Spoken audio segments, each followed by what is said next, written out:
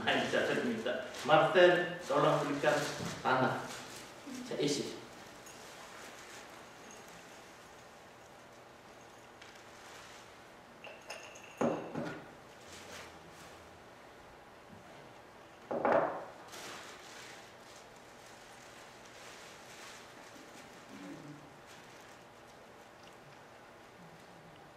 Pak Yengki tolong bikin bersih sebentar ini ya. Saya bilang pengkhotbah yang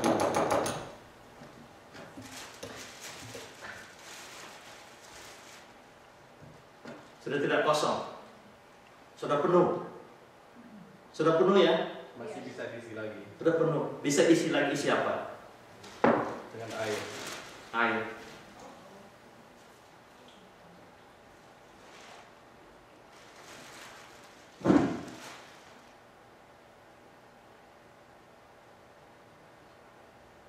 Sudah diisi batu besar, belum penuh. Ditambah pasir, belum penuh. Isi air 1 botol, kira-kira penuh tidak?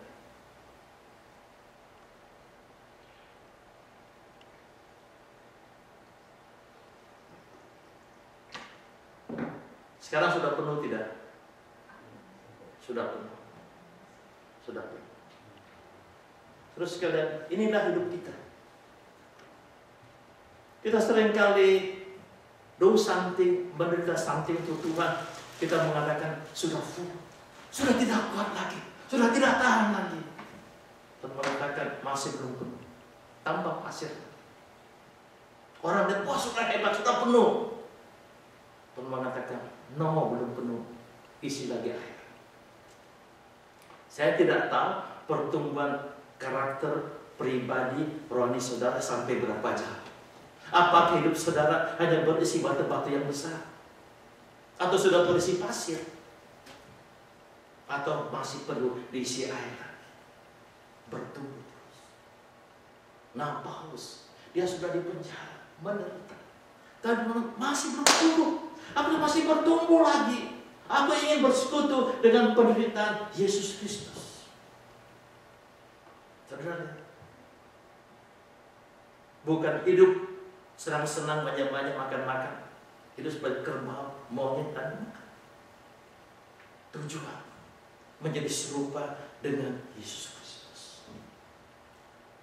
Yang kedua, saudara sekalian, dikatakan, mengapa kita perlu bersekutu dengan penderitaan Yesus Kristus?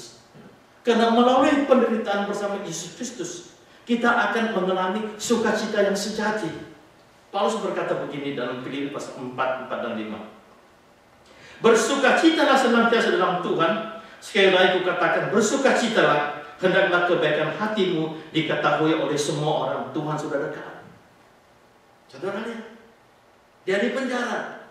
Dia berkata, bersukacitalah dalam Tuhan. Nah, surat Filipi hanya ada 4 pasal. Tapi dalam 4 pasal ini ada 16 kali kata sukacita. Saudara lihat. Di penjara karena memberitakan Injil. Harusnya berduka cita, mengeluh dan sebagainya, menggerutu dan sebagainya. Tapi Paulus berkata, no. Bersuka cita di dalam Tuhan. Karena melalui penderitaan bersama dengan Kristus, kita tahu apa artinya itu sukacita yang sesungguhnya. Bukan dapat lotre, dapat pekerjaan, dapat pacar. Bukan, saudara sekalian. Kita lihat perkataan Tuhan Yesus di dalam Matius pasal 5 ayat yang 10 sampai dengan 12. Berbahagialah orang yang dianiaya oleh sebab kebenaran, karena mereka yang mempunyai kerajaan surga. Berbahagialah kamu jikalau kamu, karena aku kamu dicela dan dianiaya, dan kepadamu difitnahkan segala yang jahat. Bersuka cita dan bergembira, karena upahmu besar di surga. Sebab demikianlah juga telah dianiaya nabi-nabi sebelum kamu. Kita Tuhan mengatakan, siapa yang bersuka cita, siapa yang gembira? Yaitu orang yang dianiaya oleh karena Yesus Kristus. Paulus berkata, karena kerajaan Allah bukanlah soal makanan dan minuman, tetapi soal kebenaran, damai sejahtera dan sukacita oleh Roh Kudus. Saudara sekalian, mengapa kita perlu bersekutu dalam penderitaan Kristus? Hanya melalui penderita bersama Kristus, kita akan tahu apa itu sukacita yang sesungguh-sungguhnya. Sukacita di dalam Tuhan. Sukacita yang berasal dari dalam diri kita, bukan dari apa yang kita dapat.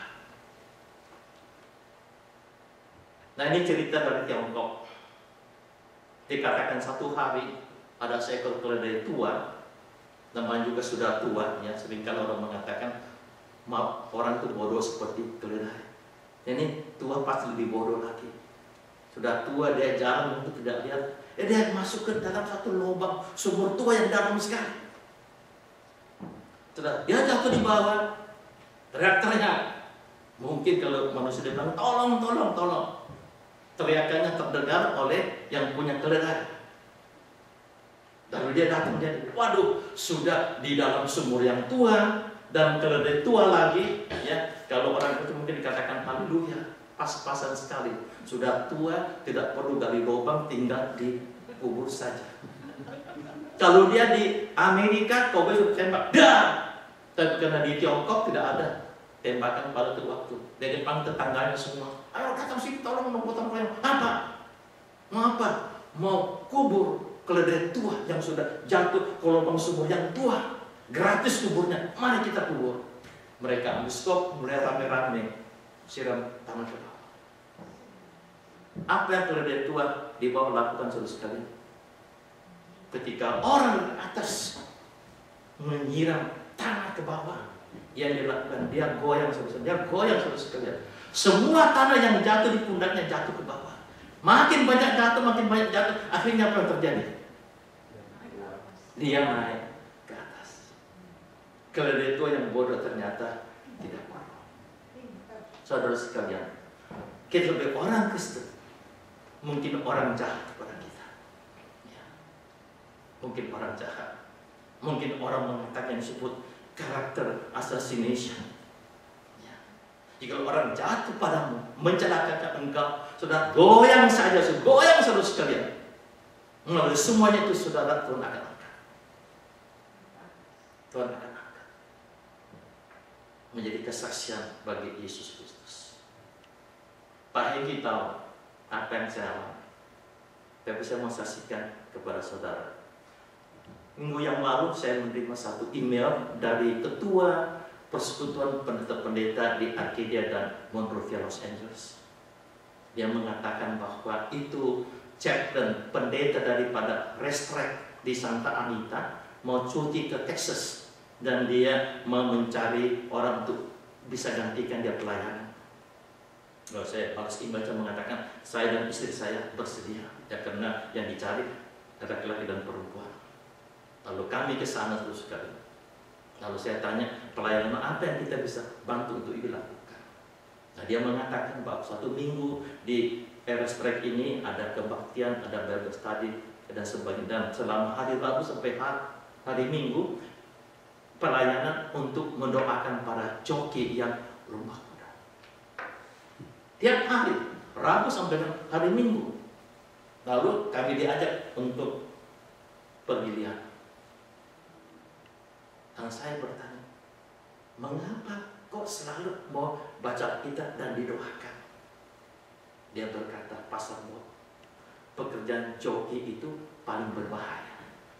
Kalau kuda dan kuda jatuh bisa jatuh dan mati. Dan sudah beberapa joki yang mati di perlombaan. Itulah sebabnya kalau ada perlombaan kuda, di belakangnya itu ikut mobil ambulans. Kemudian di belakang si pendeta dengan dokter hewan ikuti kalau ada apa-apa terjadi. Tiap hari mereka selalu minta didoakan. Ternyata kita baru tahu kerja joki itu sangat berbahaya sekali. Istri saya mengatakan, iya ya, kita tidak tahu. Kita kira hanya orang berjudi saja di sini. Ternyata ada pelayanan Tuhan yang dilakukan. Lalu saya berkata kepadanya, pasca nanti kamu ada acara. Dia bilang, nanti tanggal 12 jam 5 sore kami akan adakan Easter celebration dan akan mengadakan pembagian makanan dan ada khotbah. Lalu saya mengatakan, bagaimana nanti salah satu hari Minggu bulan April saya datang melayani. Kalau dia menawarkan, Pastor Bob, bagaimana kalau you datang khotbah tanggal 12 April hari Paskah di sini? Saya menerjemahkan di khotbah pakai bahasa ini dan saya menerjemahkan. Dia bilang ada di perkampungan itu ada tinggal sekitar 1.500 pekerja-pekerja dan kebanyakan orang Spanish. Dan dia berkata, Pastor Bob, bagaimana kalau you datang khotbah di sini? Paling sedikit ada 400 sampai 500 orang Spanish yang mendengarkan. Saya bilang, oke, saya akan datang. Jadi pasca nanti saudara sekalian, gereja kami itu acara khususnya adalah pergi ke restrek, pelayanan dan khotbah di sana. Lalu istri saya berkata kepada saya, Bob, kapan lagi you mau khotbah kepada 400 sampai 500 orang Spanish? Kapan lagi? Sekarang. Dari sini saya